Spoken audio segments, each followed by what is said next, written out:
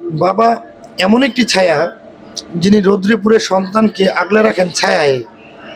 জীবনের প্রতিটি ধাপে যখনই হোঁচট খেয়েছি, বাবার হাতটা শক্ত করে ধরে রেখেছি। তোমার মতো ভালোবাসা দেওয়ার মতো এই পৃথিবীর আর কেউ নেই বাবা।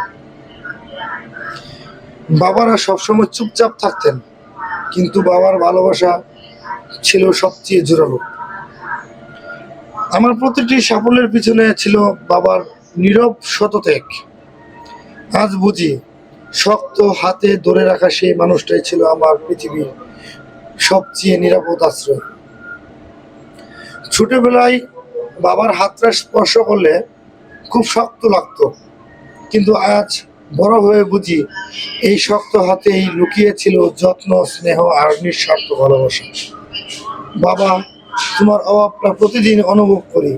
তুমি ছিলে বলেই আজ আমি এত দূর আসতে পেরেছি।